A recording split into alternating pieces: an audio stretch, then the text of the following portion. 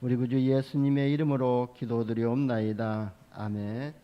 우리 옆에 분을 축복하며 인사합시다. 말씀을 의지합시다. 그요. 아멘. 여러분, 우리가 말씀을 의지하면은요 많은 응답들이 따라오게 될 줄 봅니다.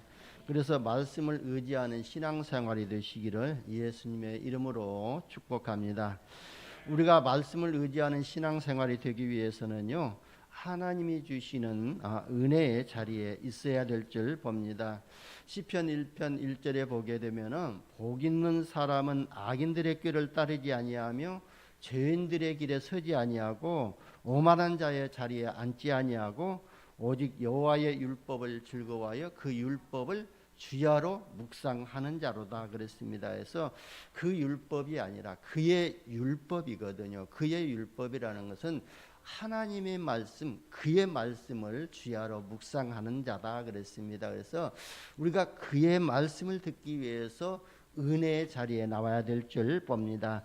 여러분, 복 있는 사람은 악인의 길을 쫓지 아니하고 오만한 자리에 앉지 아니한다고 그랬거든요. 그러니까 복 없는 사람은요 꼭 실패할 수밖에 없는 자리에 있다는 말과 똑같거든요. 그래서 우리는요 어느 자리에 있어야 되냐면은 하나님의 은혜가 넘치는 자리, 하나님의 말씀이 성취되는 자리, 하나님이 응답할 수밖에 없는 자리에 우리가 가야 될 줄, 있어야 될 줄 봅니다. 그래서 정말로 복 받은 인생은요 은혜의 자리에 있게 될 줄 봅니다. 그래서 여러분들이 히브리서 4장 16절 말씀처럼 항상 은혜의 보좌 앞에 담대히 나오시는 이런 믿음을 회복하시기를 예수님의 이름으로 축원합니다.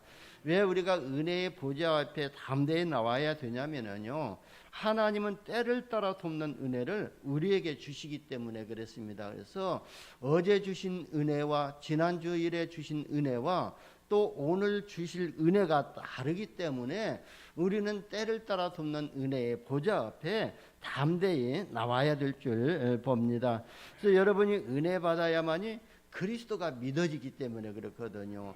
우리가 은혜 받지 아니하면은요 그리스도가 믿어지지 아니하거든요. 그래서 예배소서 2장에도 보게 되면은 그 은혜를 인하여 믿음으로 말미암아 구원을 얻었다고 그랬거든요. 그래서 우리가 은혜를 받아야만이 또 예수가 그리스도이심이 믿어지게 되고 또 우리가 은혜를 받아야만이 그리스도의 복음을 전하는 일에 고난도 기쁨으로 감당할 수가 있기 때문에 그러거든요. 제가 제주도 들어온 지 얼마 안 돼 가지고요. 저희 또 처남이 그러더라고요. 매제 그냥 제주도에서 빨리 나오라고 그러더라고요. 그러면서 그쪽에서 그때 한참 잘 되고 있는 주유소 하나 차려줄 테니까 그런 먹고 사는 문제 걱정하지 말고 나오라고 그러더라고요. 근데 진짜 우리가 은혜를 받고 보니까 세상적인 것이 중요한 것이 아니라 우리가 복음을 위해서 사는 것이 더 중요하다는 것, 영적인 그 비밀을 알고 보니까 그것이 또 이렇게 그냥 받아들여지지 않더라고요. 그런 것처럼 우리가 은혜를 받아야만이 복음 전하는 일에 우리가 고난을 당해도 그걸 기쁨으로 감당할 수가 있기 때문에 은혜의 보좌 앞에 담대히 나와야 될 줄 봅니다. 그리고 말씀을 의지하는 신앙생활이 되기 위해서는요 항상 말씀에 뭐라고요? 집중해야 될 줄 봅니다. 그래서 우리가 오늘 말씀을 의지하는 또 말씀에 의지할 때 따라오는 응답을 받기 위해서 지난주 말씀 서론을 좀 잘 오늘 또 좀 연결해서 들으시면은 그걸 통해서 우리가 깊은 은혜를 받게 될 줄 봅니다. 그래서 말씀이 각인되고 뿌리 내리고 체질화가 되어야 되거든요. 그래야 우리가 말씀을 의지하는 삶이 회복되거든요. 그래서 여러분 어느 정도 우리가 각인시키고 뿌리 내리고 체질되어야 하냐면은 하나님의 말씀에 순종할 정도로 길들여져야 되거든요. 하나님이 말씀이 가라 하면 가고 쓰라 하면 쓸 정도로 그렇게 말씀에 순종할 정도로 길들여져야 되거든요.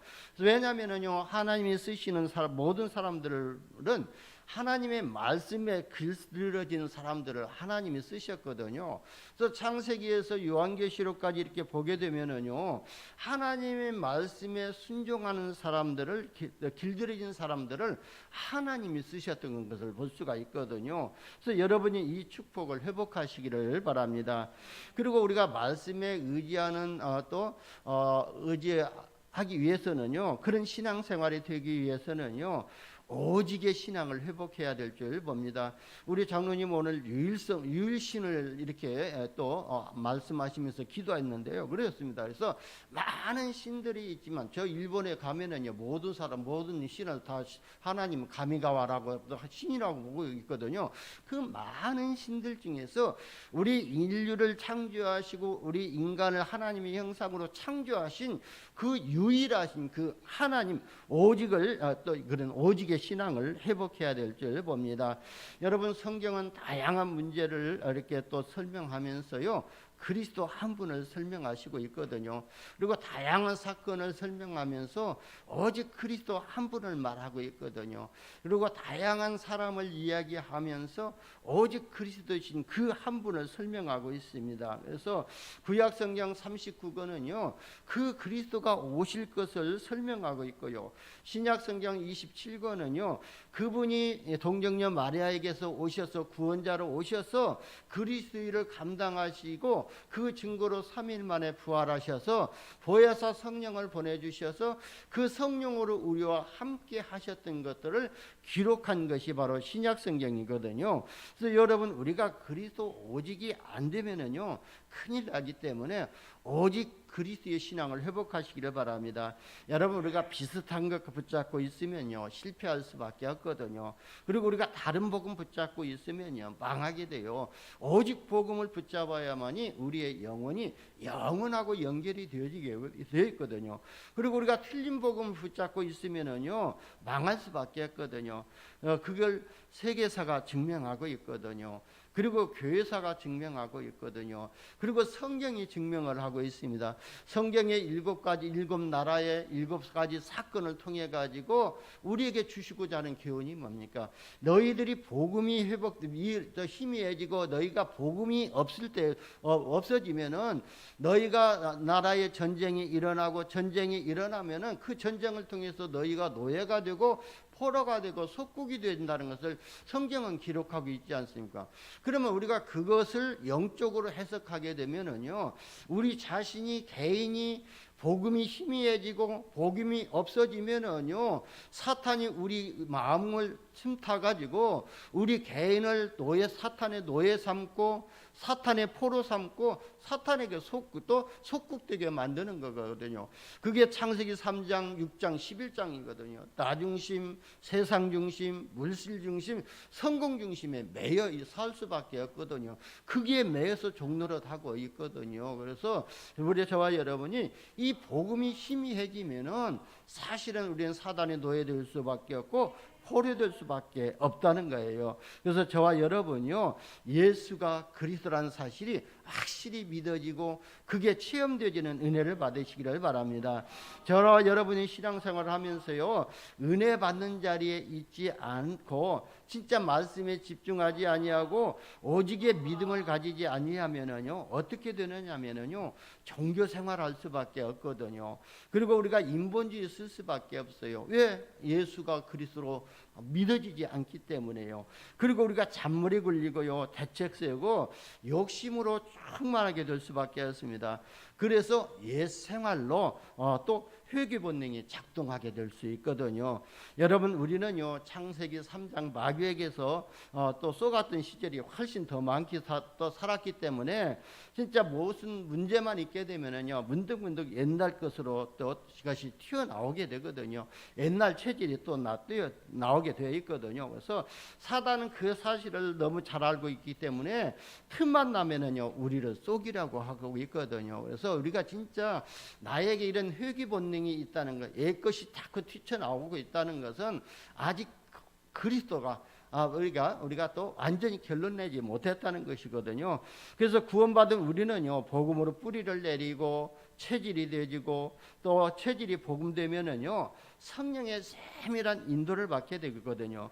그러면 이때부터 우리가 언약적인 축복의 대열 속에 서게 되고 전도자의 대열 속에 서게 되고 전도자의 응답을 받게 될 줄 봅니다. 여러분, 베드로는요 12제자 중에서요 또 수제자라고 그랬거든요. 근데 예수님이 중요한 현장에 갈 때는요 이 베드로 12제자 중에서도 베드로와 야고보와 요한을 이렇게 데리고 가셨거든요.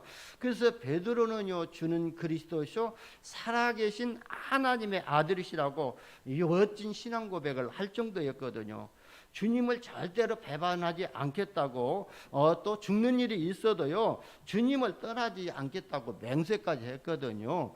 그런데 주님이 그리스도의 사역을 감당하시러 십자가 지로 가실 때에 오히려 주님을 저주하고 비방하고 욕하면서 주님을 배반하고 떠났지 않습니까? 그럼에도 불구하고요 떠나버렸거든요. 그러면서 결국은 주님이 부활하셨음에도 불구하고 나는 물고기 잡으러 간다고 가버린 사람이 베드로였거든요. 그 이유는 다른 것이 아니거든요. 베드로의 그 고백이 머리에 남아 있었지 가슴으로 내려오지 않았던 거예요. 뭐 지식으로는 알고 이론으로는 알고 있었지만 실제적인 그 고백이 했던 그 내용이 삶 속에 구체적으로 확인되지 아니했고 체험되고 응답되지 않았기 때문에 베드로가 그 실수를 할 수밖에 없거든요. 그래서 체질이 변화되지 않았기 때문에 자꾸 옛날 체질로 돌아갔던 것을 볼 수가 있습니다. 여러분, 우리가 주는 그리스도시요 살아계신 하나님의 아들이시라고 금방 고백해놓고도 조금 돌아서 버리면 옛 체질 나와버리거든요. 그런 것처럼 베드로도요 진짜 그 고백을 했는데 체질이 변화되지 않았기 때문에 머리로는 알고 있는데 그 가슴으로는 체험하지 않았기 때문에 자꾸 또 조금만 문제만 있으면은 옛 것이 튀쳐나와 버렸던 거예요. 그래가지고 그런데요 하나님이 베드로가 하나님께 쓰임 받을 때는 언제부터 쓰임 받게 됐냐면은 그가 진짜 사도행전의 2장의 역사를 체험하고 나서 그때부터 베드로가 하나님 앞에 쓰임 받게 됐거든요. 베드로는요 하나님께 쓰임 받으면서부터요 그렇게 염려가 많았던 베드로가요 베드로전서 5장 7절에 보면은요 너희 염려를 다 주께 맡겨버리라고 그랬어요. 진짜 불신앙 많이 하고 사단에게 철저하게 당했던 그 베드로가 진짜 하나 성령에 붙잡힌다 되고 성령의 충만함 받고 진짜 이 마가다락에 임했던 그 성령의 능력을 받고 보니까 이제 베드로가 하는 말이 뭐냐면 너희 염려를 다 주께 맡겨버리라고 말하거든요. 마귀에게 가장 많이 속았던 사람 중에 하나였던 그 베드로가 마귀는 우는 사자같이 두루다니며 삼킬 자를 찾는다고 말했습니다. 그러면서요 베드로처럼요 고백 또 뭡니까 교만했던 그 베드로가요 베드로전서 5장 6절에서 7절에 5절에서 6절에 보게 되면요 겸손으로 허리로 동일하고 겸손으로 허리를 동일하고 그랬거든요. 여러분 이게요 베드로가 살아있는 메시지라고 볼 수가 있거든요. 왜? 자기가 사단에게 그만치 철저하게 당했고 자기가 교만했고 지식적으로 알고 있음으로 인해 가지고 철저하게 실패를 경험했기 때문에 이제 베드로가 진짜 그걸 체험하고 나서 너희 염려 그거 사단에게 주는 것이기 때문에 다 주님께 맡겨버리라. 그러면 주께서 너희를 돌보실 것이다 그랬거든요. 그러면서요 마귀는 우는 사자같이 두루다니며 삼킬 자를 찾는다 그랬거든요. 내가 조금 불신앙하고 있으니까 이 마귀가 계속 나를 건드리고 넘어뜨리더라. 그걸 실제로 경험하고 나서 그 메시지를 했기 때문에 이게 살아있는 메시지가 되고 실제적인 메시지가 됩니다. 여러분 베드로가요 회개변명 때에요 약간의 실수와 또 실패와 실수가 있었지만 결국은 세계복음화의 주역으로 쓰임받았습니다. 여러분 우리가요 예수는 모든 문제 해결자라고 알고 있습니다. 그리고 우리는요 하나님의 자녀라고 또 나는 이런 정체성에 대한 확신도 가지고 있거든요. 그리고 그 주님이 우리와 함께 하신다는 비밀도 알고 있지만 아직도 회개 본능이 통로가 있다는 사실을 우리가 확인해야 될 줄 봅니다. 저도 역시요, 늘 이 회개 본능이 조금만 있으면 옛 체질이 나오고 조금만 저기 어려우면은요, 과거 체질로 또 돌아가려고 하고 있고 과거 생활로 돌아가고 하려는 이런 회개 본능이 작동하고 있거든요. 옛날 생활로 돌아가는 제자들의 모습을 보면서 우리가 우리 자신에게도 있는 회개 본능을, 통로를 이렇게 발견하면서 우리가 발견하기만 하면은 사단에게 속지 않게 될 줄 봅니다. 그래서 우리가 오늘 말씀을 들으면서 나에게도 회개 본능이 있구나, 이걸 통해 가지고 경제를 통해서 회개 본능을 작동시키고 있구나, 아니면 성공을 통해 가지고 나에게 회개 본능을 작동시키고 있구나, 이거 발견만 하게 되면은 사단에게 속지 않게 될 줄 봅니다. 오늘 3절에 보니까요, 시몬 베드로가 나는 물고기 잡으러 가노라고 말했거든요. 베드로는요, 자기 자신이 얼마나 중요한 자리에 있는지요 아직 확인되지 않았기 때문에 이렇게 말할 수가 있거든요. 여러분, 베드로를 통해서 주님이 하실 세계복음화의 엄청난 또 축복이 아직 확인되지 않았기 때문에 나는 물고기 잡으러 간다고 그랬습니다. 요한복음 1장 42절에 보면은요, 베드로가, 예수님이 베드로를 처음 봤을 때 내가 요한의 아들 시몬이구나, 내가 너를 장차 개발하고 할 것이라고 이렇게 말씀하셨거든요. 내 이름이 시몬으로 지금은 작고 보잘것없고 아주 작은 조약돌 같은 존재지만 내가 너를 향한 비전은 너를 통해서 237 나라 살릴 그런 비전을 내가 줄 것이다. 너는 베드로라. 너는 개발할 뜻을 번역하게 되면은 베드로라는 뜻이거든요. 베드로는 번역하면 반석이라는 뜻을 가지고 있거든요. 그래서 너는 베드로라, 반석이라 라고 이런 또 말씀을 주셨거든요. 그게 실제적으로 베드로가 마태복음 16장 16절에서 주는 그리스도시요 살아계신 하나님의 아들이시라고 고백할 때요, 예수님께서 그 베드로 마음 가운데 반석 같은 계를 세우셨거든요. 그런 것처럼요, 진짜 저와 여러분을 향한 하나님의 원대한 비밀, 비전을 알지 못하면은요, 조그마한 일 앞에서 우리는 다시금 과거 체질로 돌아갈 수밖에 없거든요. 베드로가 그 비전을 보하지 못했기 때문에, 그리고 분명히 마태복음 4장 19절에서도 부르실 때에 나를 따라오너라, 내가 너희로 사람을 낚는 어부가 되게 하리라 그랬거든요.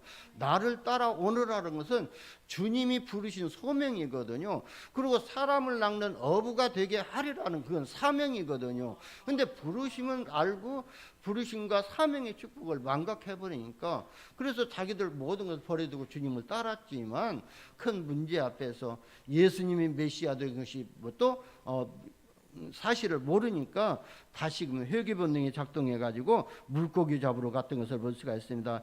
여러분, 전도와 선교, 세계복음화에 응답을 주신다고 분명히 베드로에게 약속하셨고 우리에게도 약속하신 줄 믿습니다. 이 엄청난 가치와 가치가 사실적으로 확인되지 않으니까요, 물고기 잡으러 간 것입니다. 여러분, 지금 많은 사람들이요, 이 엄청난 축복 속에 들어와 있으면서도 아무것도 아닌 것을 더 중요시 알고 있는 것을 볼 수가 있습니다. 여러분, 지금 우리가 하고 있는 이 복음 운동가요, 이 말씀 운동은요, 얼마나 큰 축복인지를 우리가 발견하지 못하게 되면은요, 우리가 가지고 있는 시간, 우리가 가지고 있는 물질, 우리의 관심은요, 다 다른데 허비하게 될 수밖에 없거든요. 이것이 바로 나는 물고기 잡으러 간다고 베드로가 고백한 것처럼 인생은 또 요즘 말로 깡되는 인생이 될 수밖에 없는 것입니다. 여러분, 3절에 보세요. 베드로와 같이 있던 도마, 나다나엘, 세베대의 아들 또 다른 제자가요, 6명이 일단 먹고 살아야 하니까요, 자기들도 물고기 잡으러 간다고 동조했습니다. 우리도 함께 가겠다고 했거든요. 여러분, 도마는 누굽니까? 오늘 장로님이 기도했던 것처럼 예수님의 옆구리를 만져보고 손에 못자국을 만져보고 나의 주시오 나의 하나님이시라고 고백했거든요. 그런 믿음을 가지고 있었던 그 도마도 나도 물고기 잡으러 간다고 그랬거든요. 그리고 나다나엘이 누굽니까? 나다나엘은요, 요한복음 1장 51절에 보면은 예수님을 보고 예수님은 하나님의 아들, 세상의 임금, 하나님이라고도 이렇게 신앙 고백을 할 정도로 믿음이 있었던 고백을 했거든요. 그럼에도 불구하고 예수님이 죽었다는 그 편견, 그 사실 때문에 그거 낙심해 가지고 어떻게 됩니까? 고기 잡으러 가는 것에 동조하고 말았습니다. 여러분, 믿음의 말보다요 불신앙의 말이요 영향력이 클 때가 많이 있거든요. 예수님이 그랬다는 사실을 확인이 안 되니까요 불신앙의 흐름에 합류되는 것을 볼 수가 있습니다. 여러분, 하나님의 응답이 너무나도 분명한데 우리 무리에 휩쓸려서요 옛날 체질로 돌아가는 것을 보면서 어느 것을 저는 안타깝게 볼 수밖에 없거든요. 보세요. 오늘 본문에 보면은요 정말로 회귀 본능해 가지고 물고기 잡으러 가니까요 얼마나 비참합니까? 밤이 새도록 그물을 던졌지만 고기 한 마리 잡지 못했다고 그랬거든요. 물고기를 잡으러 갔는데 그 밤에 아무것도 잡지 못했습니다. 회귀 본능 속으로 들어가면은요 뭔가 될 것이라고 이렇게 생각이 했는데 안 되는 거예요. 그리고 또 이 사람들이 고기 잡는 실력이 없어서 고기를 못 잡은 게 아니거든요. 갈릴리 바다에서요 그 디베라 바다에서요 분명히 잔배가 굵은 사람들이고 고기가 어디 있다는 것까지도 다 알고 있거든요. 그런데 그 밤에 고기를 한 마리 못 잡았다는 것이 뭡니까? 바로요 언약의 백성이 언약에 반대되는 쪽으로 가게 되면은 될 것 같지만 안 된다는 것을 오늘 본문을 통해서 우리에게 교훈으로 주고 있습니다.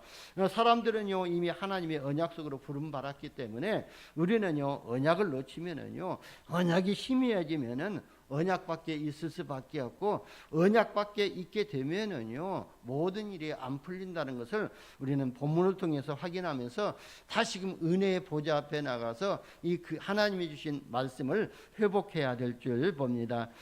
제자는요 그냥 따라만 가면 되거든요. 그래서 환경을 보거나 여러 가지 변명 구실을 늘어놓을 것이 아니라 필요가 없거든요. 하나님의 말씀만 의지하면은요 하나님께서 역사하시거든요. 여러분, 우리의 스승 되시는요 주님은 절대 실수하지 않기 때문에요 그 밤에도요 아무것도 잡지 못했다는 것은 성경이 분명히 말하고 있죠. 그래서 4절을 보세요. 예수님이 바닷가에 서 계시는데 제자라고 한 사람들이요 어떻게 됩니까? 자기가 3년 반 동안 예수님과 함께 다니면서 자기가 수제자라고 생각했고 제자라고 생각한 사람들이 얼마나 눈이 어두워졌는지 예수님이 밖에 서 계시는데 예수님인 줄을 알아보지 못했거든요. 여러분, 세상의 것에 우리의 눈이 밝아지면은요 진짜 예수님 눈에 보이지 않거든요. 그리스도가 눈에 보이지 아니하거든요. 하나님이 눈에 보이지 않거든요. 내가 그리스도로 충만받지 않으면요 다른 것으로 충만받게 되면은요 그만큼 영안이 어두워진다는 거예요. 저와 여러분이요 진짜 날마다 그리스도로 충만하시길 바랍니다. 그래서 진짜 그리스도가 보여지는 모든 것이 복음으로 보여지고 모든 것이 복음으로 해석되어지고 그런 체질되어지는 은혜를 받으시기를 예수님의 이름으로 축원합니다. 여러분, 그리스도를 모르고 교회 다니면은요 종교 생활할 수밖에 없거든요. 종교에는요 사실상 사단의 밥이 될 수밖에 없거든요. 왜? 그리스도의 부활을 모르기 때문에 십자가의 능력을 모르기 때문에 늘 사단에게 얻어 터질 수밖에 없거든요. 그래서 평상시에는 멋있고 건사하게 신앙생활을 하지만 결정적인 순간에는요 복음 속으로 들어오지 못하고 불신앙 속으로 또 갈 수밖에 없거든요. 예수가 그리스도라는 사실을 모르면요 결정적인 순간에 진짜 하나님의 언약을 붙잡지 못하고 거의 100%요 불신앙 쪽으로 나갈 수밖에 없거든요. 세상으로 갈 수밖에 없거든요. 그런데 언약에 있는 사람은요 평상시 별 볼 일 없고 별 것도 볼품이 없는 것 같고 아주 또 막 뭐 개차반같이 산다 할지라도 분명히 그리스도의 언약을 붙잡고 있으면은요 결정적인 순간에 복음 속으로 들어갈 수밖에 없습니다. 그것이 하나님이 우리에게 주신 응답이고요. 이게 축복이거든요. 여러분, 저와 여러분은요 결정적인 순간에 복음 속으로 들어왔습니다. 그래서 우리가 세상 사람들이 또 많은 교회들이 많은 목회자들이 다락방 2단 복음 전하는 거 2단이라고 했지만 우리는 이 복음의 비밀을 알고 있었기 때문에 그 속에서요 종교를 선택하지 아니하고 생명의 복음을 복음 속으로 우리가 들어온 것입니다. 여러분이 복음이 없는 곳에 한번 가보시기를 바랍니다. 여러분들이 얼마나 확실한 사람인지 확인될 수가 있거든요. 그래서 우리가 진짜 복음 있는 사람들에게 모여서 포럼하게 되면은요, 그게 섞어져 가지고요, 저 사람이 복음이 확실한가 불확실한가 표가 안 나는데, 다른 교회 가서 이 진짜 복음을 포럼하게 되면은요, 완전히 표가 나게도요, 종교 생활하는 사람들 앞에서 예수가 그리스도다, 예수가 인생 모든 문제 해결하셨다, 그래서 그리스도의 삼직을 말하게 되면은요, 이 사람들 뿅 이렇게 눈 바라보고 있거든요. 그런 것처럼 우리가 이 복음이 우리에게 확실하다는 것이거든요. 그래서 여러분, 우리는요, 아직 완공된 건물이 아니면은요, 그 완공된 건물 가서 건물을 질 때 가서 보면은요, 완전히 공사판이거든요. 모든 자재가 나둥그라지고 있거든요.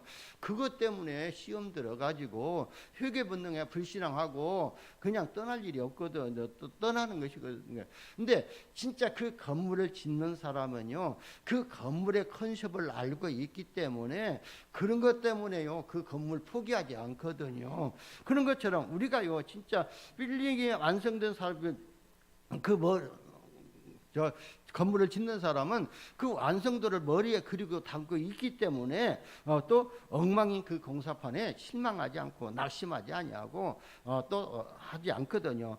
지금 공사판이란 엉망인 그 문제가 되지 않거든요.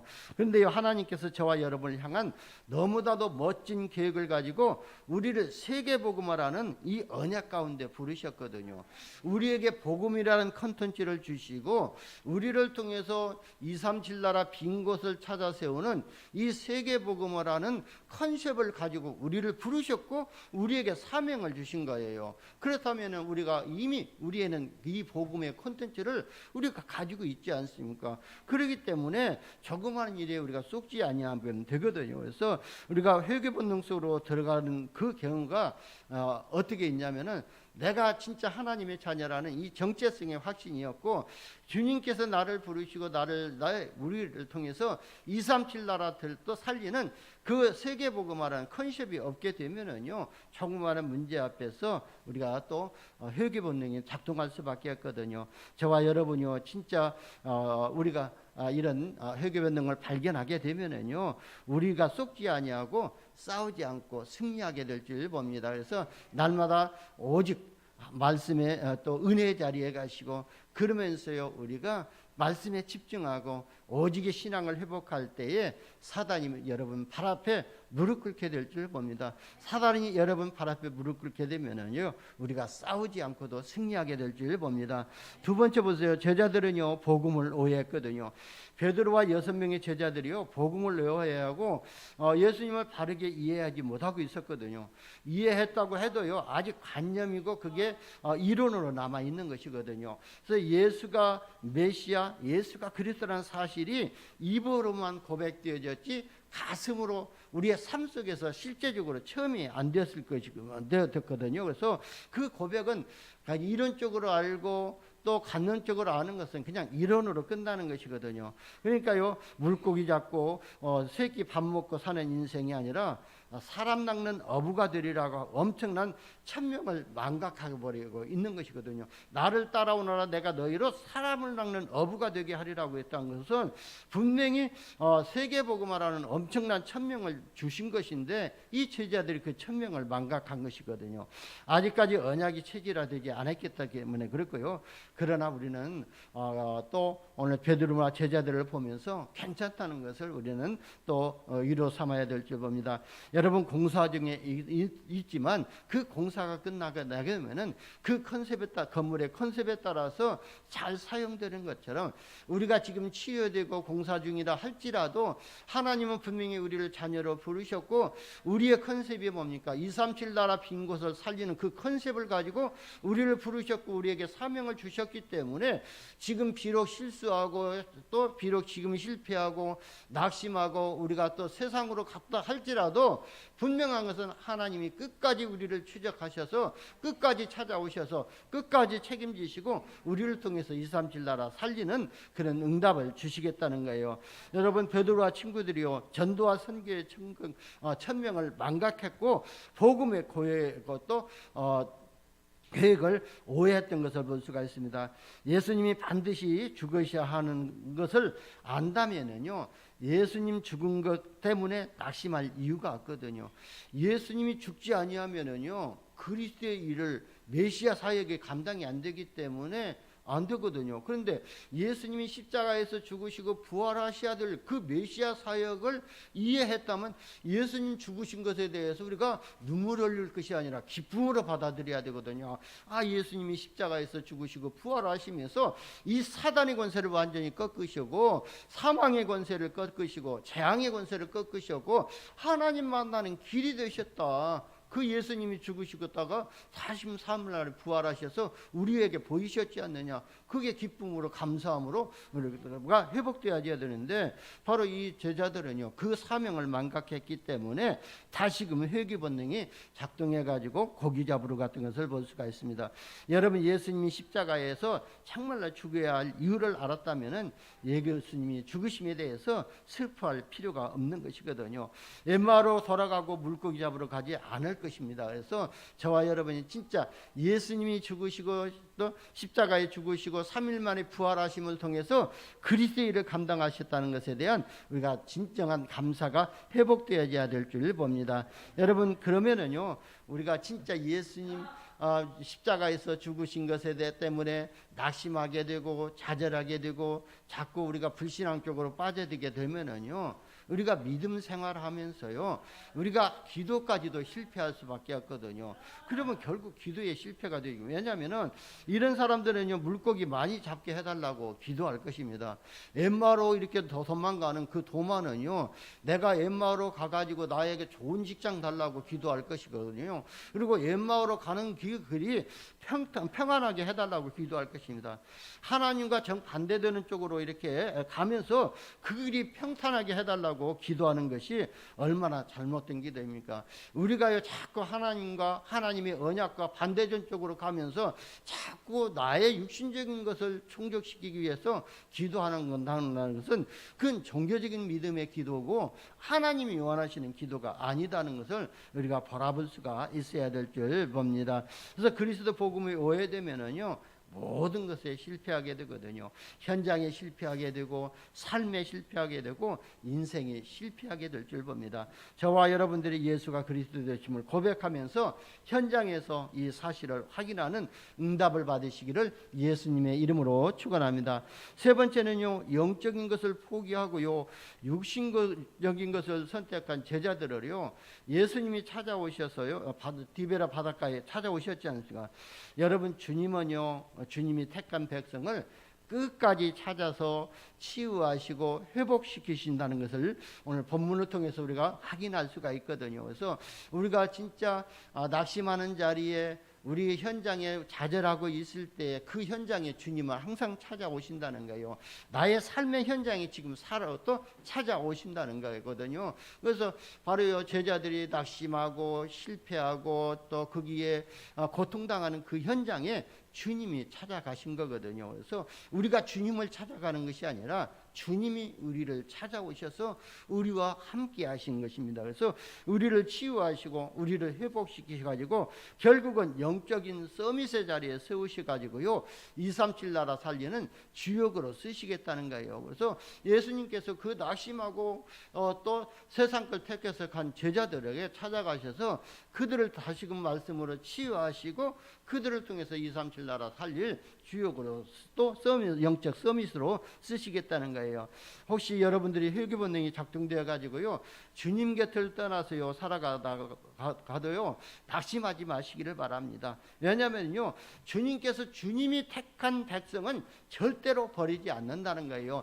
여러분을 창세전에 예정하셨고 하나님 또 주님께서 하나님의 시간표에 따라서 여러분을 하나님이 선택하셨기 때문에 여러분이 하나님이 선택한 여러분은 하나님이 포기하지 아니하신다는 거예요. 그래서 끝까지 찾아가시고 끝까지 치유하시고 끝까지 회복시켜 가지고 그래서 여러분을 서밋의 자리에 세우실 줄 봅니다. 우리가 영적으로 보고 또 것을 포기하고 육신적인 삶으로 돌아갔을지라도 주님은 우리를 사랑하시고 찾아오셨어요. 만나주시고 그리고 주시거든요. 이게 불가항력적인 은혜라고 해요. 나는 주님을 떠났지만 주님은 우리를 찾아오신 거예요. 주님이 찾아오시는 것은요, 아무도 막을 수가 없거든요. 이것 보고 불가항력적인 은혜라고 한 것이거든요. 그래서 저와 여러분이 아무도 막을 수 없는 정말로 불가항력적인 은혜를 받았다는 이 사실에 확신 가지시기를 바랍니다. 여러분, 비록 흔들리고 있지만요, 예수님은요, 제자들이 고백했던 그 중심을 알고 계셨거든요. 예수님께서 제자들에게요 가셔가지고요 청사진, 제자들을 향한 그 청사진은 변함이 없다는 거예요. 베드로를 통해서, 그 제자들을 통해서 사람을 낚는 어부가 되게 하리라, 그 세계복음화 전도와 선교의 청사진은 변함이 없었다는 거예요. 그래서 예수님께서 제자들에게 찾아가셔가지고요, 나타나셔가지고, 애들아, 너희가 고기를 또 너희에게 고기가 있느냐고 이렇게 물으셨거든요. 밤이 새도록 그물을 던졌지만 고기 못 잡은 것을 예수님은 알고 계셨거든요. 그래서 예수님의 질문의 의미가 무엇입니까? 너희들이 아무리 고기를 잡는 실력이 세계 최고라 할지라도 나를 떠나서는, 내 언약의 스케줄 밖에서는 내가 준 엄청난 축복을 거부하고 세상적인 것을 해서는 과연 되겠느냐, 이 말씀이거든요. 그래서 우리가 진짜 언약을 회복하시기를 바랍니다. 그래서 언약의 흐름 속에, 말씀의 흐름 속에, 응답의 흐름 속에 우리의 삶이 들어가야 될 줄 봅니다. 그래야 하나님의 역사를 우리가 체험할 수가 있거든요. 그래서 주님을 떠나서는 잘 되는 것 같아도 그게 잘 되는 것이 아니거든요. 그래서 예수님이 뭐라 했습니까? 너희 제자들이 그랬잖아요. 한 마리도 없다고, 고기가 없다고. 그러니까 예수님이 뭐라고 해요? 주님이 배 오른편에 그물을 던지라고 하셨어요. 그래서 주님이 말씀을 의지하고 순종하면서 오른편에 그물을 던졌거든요. 그물을 던진 결과 153마리라는 아주 큰 고기를 잡아가지고요, 그렇게 고기가 많이 큰 고기가 올라오면 그물이 찢어져야 되는데 그물이 찢어지지 아니었다는 것은 그건 초과학적인 것이거든요. 그래서 거기에서요, 내가 그리스도라는 것을 암시하시고 내가 우주 만물을 창조하신 하나님이라는 것을 또 계시하셨던 것을 볼 수가 있습니다. 그래서요, 우리는요, 주님의 말씀에 의지하고 순종하면서 이유되지 않고요, 진짜 그 말씀을 따라갈 때 우리가 승리하게 될 줄 보고 하나님의 응답을 보게 될 줄 봅니다.